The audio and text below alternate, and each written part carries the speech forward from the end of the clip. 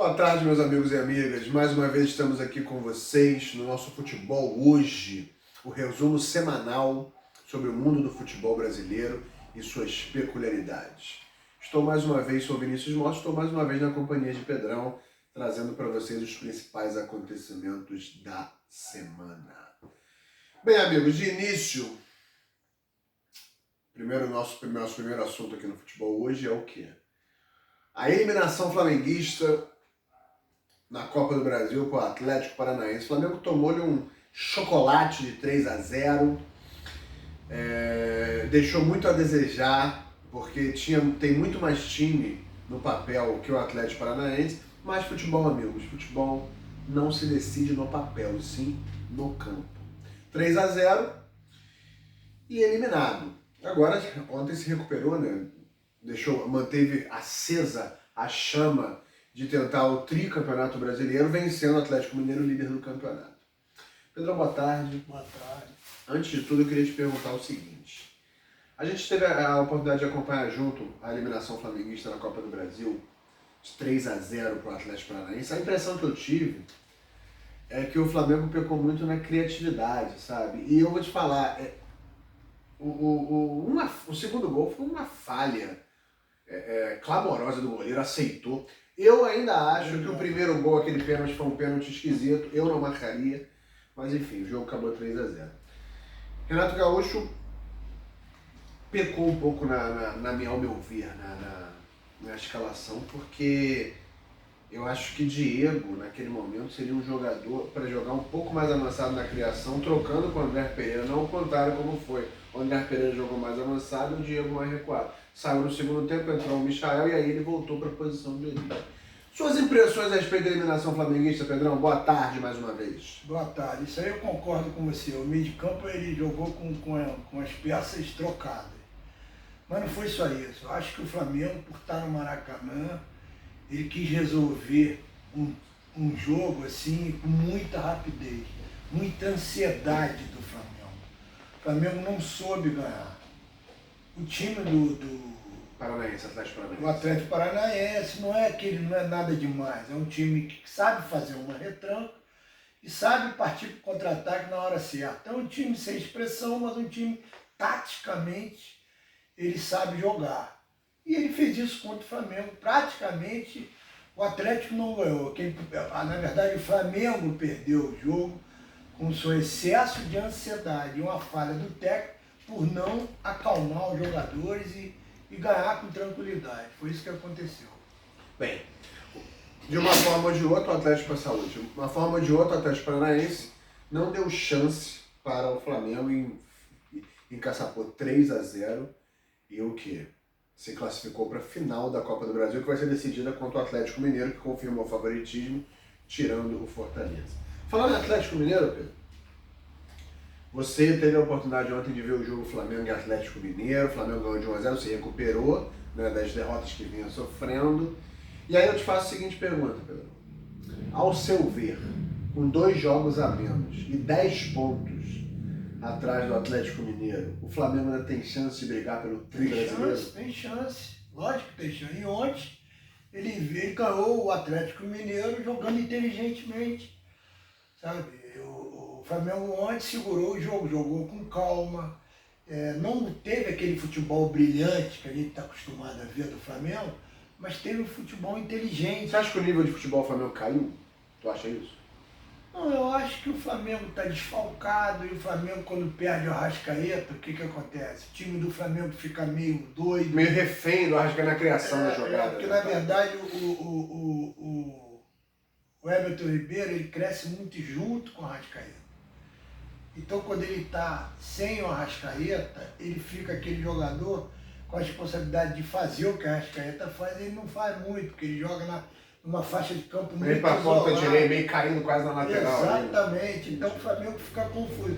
Você fez uma observação no primeiro jogo que você foi feliz, porque na verdade quem tinha que jogar mais atrás Era o garoto, Andrés Pereira.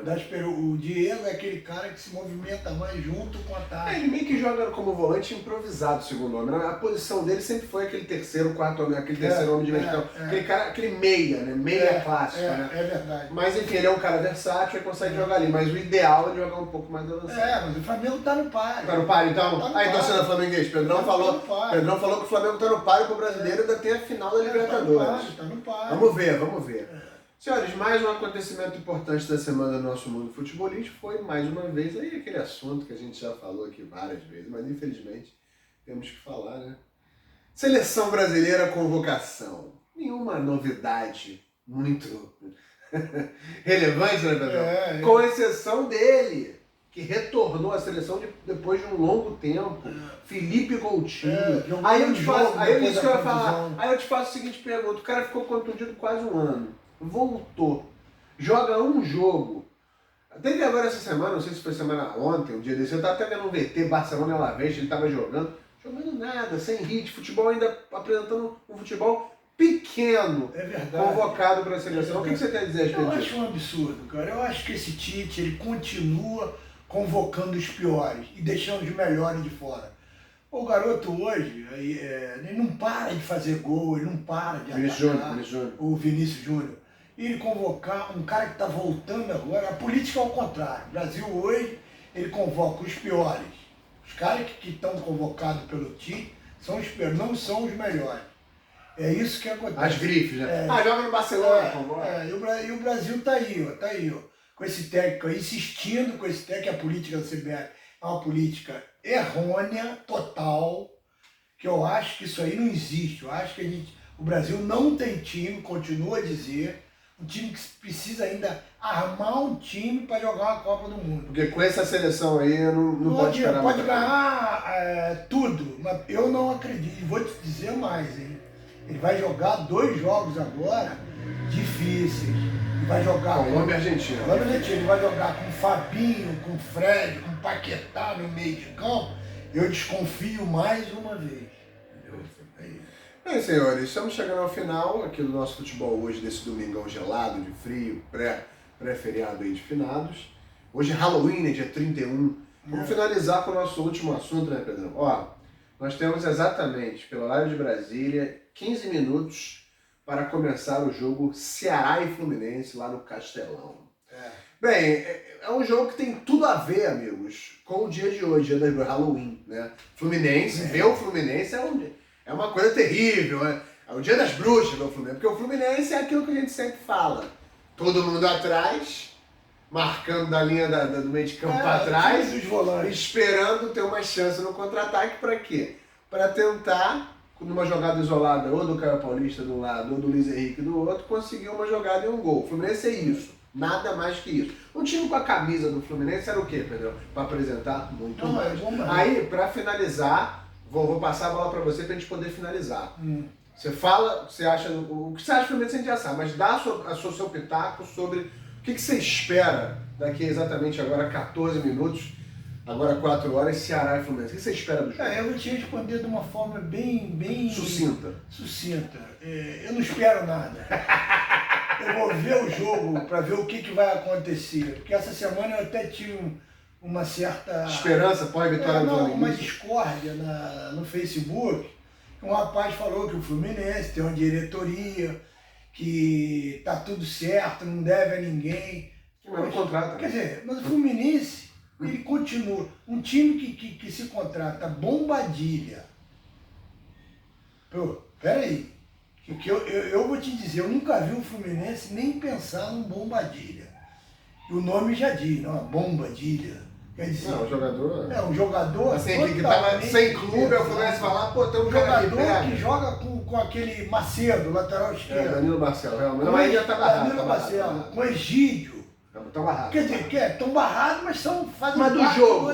Você espera o que, Ceará e Fluminense? Então, eu não concordo com essa diretoria. E é o que eu estou te falando, Ceará e Fluminense, vamos ver, é uma incógnita. Mas você espera o quê? Alguma coisa? Eu não sei, o Fluminense tem um jogo que ele ganha de 1-0, tem um jogo que ele empata, tem um jogo que ele perde pelo mesmo placar. É um time que não traz regularidade nem confiança É isso que acontece. Bem, senhores, vou me posicionar. Eu acredito que vai ser um jogo assim duro de assistir, totalmente a ver com o dia de hoje, Halloween. Mas mesmo assim, devido à fragilidade do Ceará, eu acredito que o Fluminense vença a partida, porque o Ceará hoje está brigando para não cair. Mas é isso. Senhores, muito obrigado mais uma vez por atenção, pelo programa. Eu desejo para vocês uma excelente semana, um excelente feriado e um posterior, uma excelente semana. Tudo de melhor para vocês sempre, tá? Até o próximo Futebol Hoje. Pedrão, boa tarde. Boa tarde, obrigado a todos. Tchau.